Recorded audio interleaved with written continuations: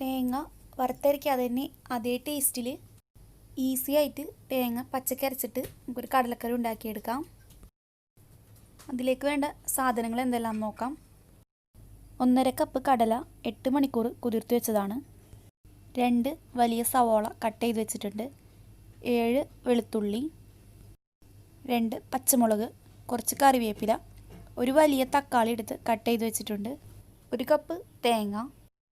വറുത്തരയ്ക്കുന്നതിൻ്റെ taste കിട്ടാൻ വേണ്ടിയിട്ട് നമുക്ക് കുറച്ച് സാധനങ്ങളെല്ലാം ചൂടാക്കിയിട്ട് അരച്ചെടുത്താണ് ചേർക്കുന്നത്. 6 വലിയ ചുവന്നുള്ളി എടുത്ത് വെച്ചിട്ടുണ്ട്. 1/4 ടീസ്പൂൺ കുരുമുളക്, 1/2 ടീസ്പൂൺ പെരിഞ്ജീരകം, 1 ടീസ്പൂൺ ഗരം മസാലപ്പൊടി, 3 ടേബിൾ സ്പൂൺ മല്ലിപ്പൊടി, 1/2 ടീസ്പൂൺ മഞ്ഞൾപ്പൊടി, 2 ടേബിൾ സ്പൂൺ മുളക് പൊടി. ഗരം മസാലയിലെ എല്ലാ സാധനങ്ങളും നമ്മൾ ചൂടാക്കിയിട്ട് പൊടിച്ചെടുക്കുന്നതാണ്.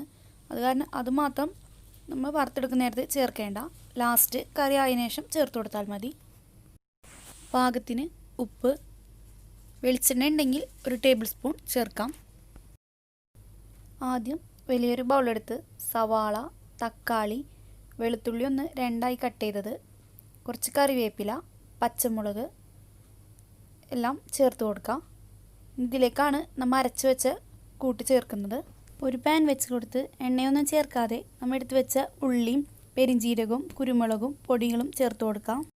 ലോ ഫ്ലെയിമിൽ വെച്ചിട്ട് ഒരു 2 മിനിറ്റ് ഒന്ന് നന്നായി ചൂടാക്കിയെടുക്കാം. തണുത്തതിന് ശേഷം 1/4 കപ്പ് വെള്ളവും ചേർത്ത് നന്നായി അരച്ചെടുക്കാം. അരച്ചെടുത്ത മിക്സും പാകത്തിന് ഉപ്പും ചേർത്ത് കൈ ഉപയോഗിച്ച് 1 മിനിറ്റ് നന്നായി ഒന്ന് മിക്സ് ചെയ്തെടുക്കാം.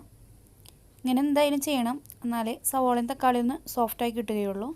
അല്ലെങ്കിൽ സവോളയും തക്കാളിയെല്ലാം കടല വെന്ത് വരുമ്പോൾ വേറിട്ട് നിൽക്കും. 1 ടീസ്പൂൺ വെളിച്ചെണ്ണ വേണമെങ്കിൽ ഈ സമയത്ത് ചേർത്ത് കൊടുക്കാവുന്നതാണ്.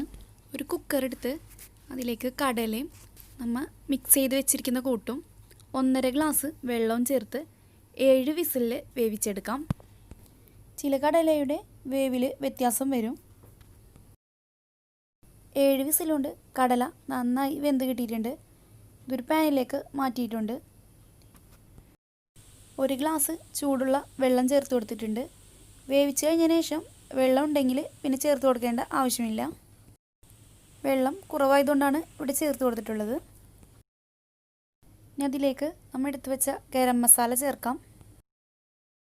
തേങ്ങ 1/2 ഗ്ലാസ് വെള്ളത്തിൽ നന്നായി അരച്ചെടുത്തിട്ടുണ്ട്. അതിലേക്ക് ചേർത്ത് കൊടുക്കാം. തേങ്ങ ചേർത്തതിന് ശേഷം നന്നായി ഒന്ന് മിക്സ് ചെയ്തെടുക്കാം. ലോ ടു മീഡിയം ഫ്ലെയിമിൽ വെച്ചിട്ട് വേണം തേങ്ങ ചേർത്ത് കൊടുക്കാൻ. തേങ്ങ ചേർത്ത് കഴിഞ്ഞാൽ കറി ഒരുപാട് തിളയ്ക്കേണ്ട ആവശ്യമില്ല. ഒന്ന് ചൂടായി വന്നാൽ മതി. 2 മിനിറ്റ് കൊണ്ട് തന്നെ കറി നന്നായി ചൂടായി വന്നിട്ടുണ്ട്. അതിലേക്ക് കറിവേപ്പില ചേർത്ത് കൊടുക്കാം. ഇപ്പോൾ നമ്മുടെ കറി റെഡിയായി വന്നിട്ടുണ്ട്.